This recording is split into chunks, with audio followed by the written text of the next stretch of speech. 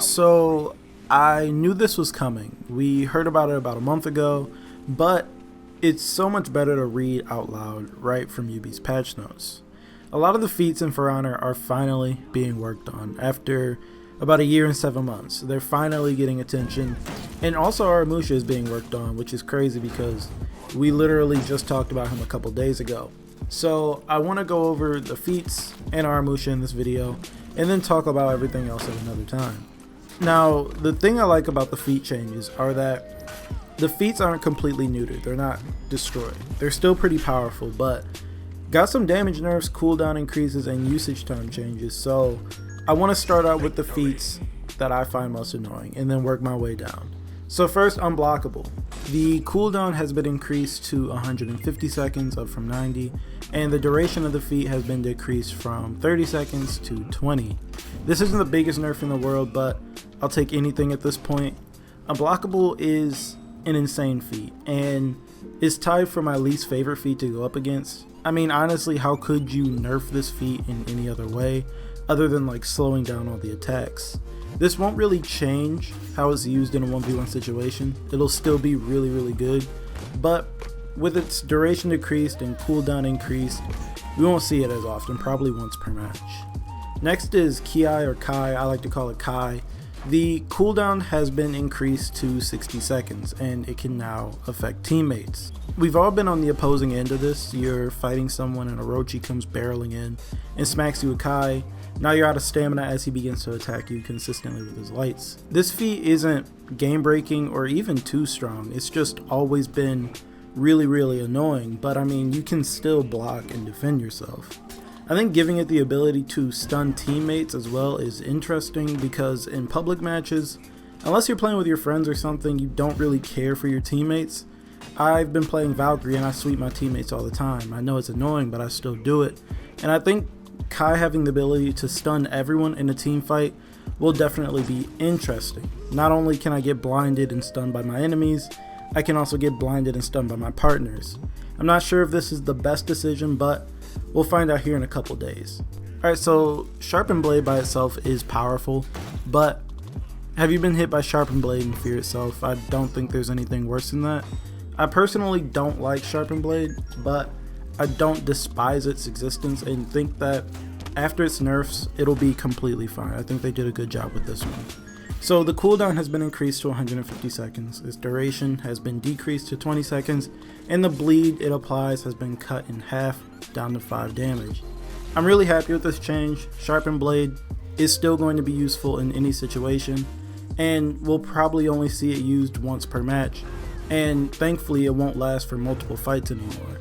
It's still going to be effective, it will still grant extra bleed damage per hit, and it won't be as abusive, or it won't give the double light so much power anymore. Catapult is also seeing a change, so the warning circle, that big red circle, will be shown for a whole 2 seconds before the catapult lands, up from its 1.2 seconds. It may not sound like much, but it's more than enough time to roll away from, and I'm really happy with this. I can't tell you the amount of times I've been killed by catapult. I've always thought that there wasn't enough time to react while fighting someone. From neutral, it wasn't that bad, like if you were just running or if someone rolled away from you and called it in. But if you're engaged with someone, you're going to get blown up. I am not against this change one bit. Pugno Mortis is being outright nerfed. Damage reduced to 40 damage from 60. The radius has been decreased to 4 meters. Cooldown increased to 150 seconds. And the projectile launch time is normalized to 700 milliseconds. In short, it's weaker, the blast radius is smaller, and it can't be used as much, and it also takes longer to throw. It will still be really useful, as all bombs are, but it won't be as harsh to be hit by. Also, the traps have been nerfed. UB states, traps have been changed in an effort to remove infinite trap placement. Traps were too effective at blocking a path or protecting a point. With these changes, we want to make trap placement more meaningful, while normalizing how much time it takes to place one down from one hero to another. We are also limiting the number of traps of the same kind that can be active at once to 1. The big change, of course, is that you can now only place 1 trap at a time now. Wasn't that big of a deal to me personally, but I can see how it can be a problem for others. Now, there's a bunch of other feats I've been messed with, like Shield Basher and whatnot, but most everything got nerfed. Basically everything has increased cooldowns, reduced usage time, and damage nerfs. The next thing I want to talk about in this video is of course Aramusha. Now, the changes aren't necessarily the greatest thing in the world, and a lot of people are split on him as a hero. Some think he's too weak and some think he's too strong. And Yubi says Aramusha has been in a difficult place in terms of player perception. Aramusha seems too strong for newer players to handle, but at the same time too weak for top players to use. This patch will not solve all the issues, but the intention is that we make small improvement for both types of players. The most important change is about clarity. The timing changes mean that the side heavy no longer guarantees a top light, which should help players understand when they can block, and when they are just too late to react. Furthermore, the nerfs to the Tempest chain are to make it easier for entry-level players to defend against, while the buffs to Death Feint are meant to help Aramusha players have an offensive option at a higher level of play. Now, before I talk about the changes, I want to say that this is definitely a step in the right direction, not for Aramusha, but for the game. Telling us exactly what you're doing, letting us know that you know that it won't fix all the problems Aramusha has, and giving us small changes that will try to help all types of players. I 100% appreciate this, and I think it's sort of a response to all of us saying that we need these small, frequent changes. Hit or miss, it's an attempt, so I don't think we should attack Yubi outright for making this move. That said, only one of these changes appeal to better players is what it looks like. So the changes. Aramusha now gets 40 damage from a side heavy. Without that free top light, he'll be losing out on 2 damage, but that's no big deal since he'll be applying a lot more chip damage, and I think he'll have a better wall splat punish. Infinite top light now does 16 damage and is 500 milliseconds, so it's stronger and a bit slower. All deadly feint attacks are normalized to 400 milliseconds. Now, I like this change in a way that before the side soft feints were pretty easy to block since they were slower than the top one, but now they're all really fast. They're definitely going to be harder to block.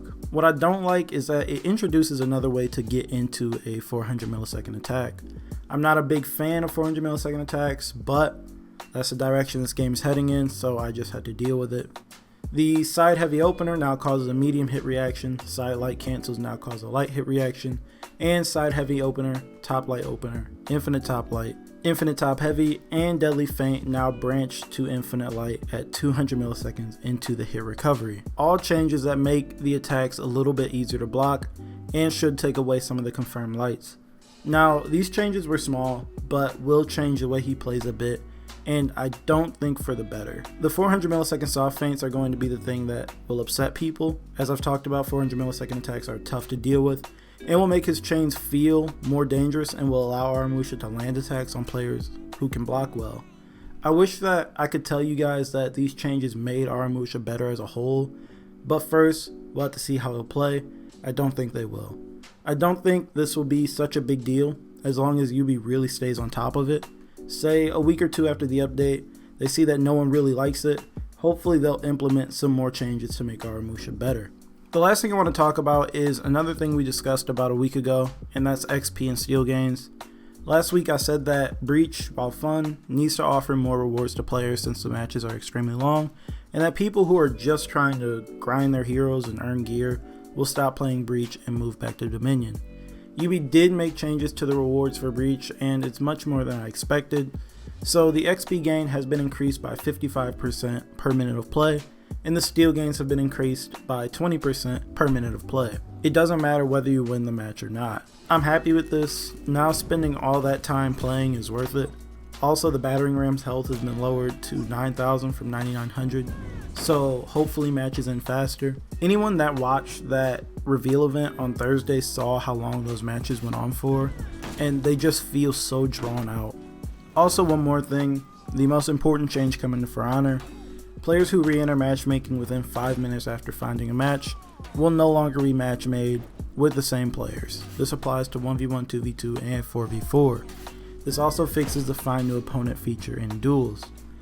I'm so glad that this is finally a thing. The Find New Opponent button has basically been a rematch button since the game came out. It's not the most important change, but it's probably my favorite. Anyways, that's all I got for this video. I just found all this stuff really interesting, so I wanted to talk about it. I do plan on talking about the whole future for Honor thing soon, since that was really surprising to see. I mean, I think we all knew that Marching Fire wasn't the end of For Honor, but I definitely didn't expect them to announce another year of content so soon. Anyways, I do want to hear your opinion on this, so talk to me down in the comments. What do you think of the feat changes, or Aramusha changes, or the Breach XP changes? A lot of you guys had differing opinions on the Aramusha video, but I honestly really appreciate that you didn't just dislike the video because you didn't agree with what I was saying. It's not often that I see that happen on YouTube, so just know that, again, I appreciate it. And as usual, if you like the video, feel free to leave a like and sub if you're new, and I'll talk to you guys in the next video.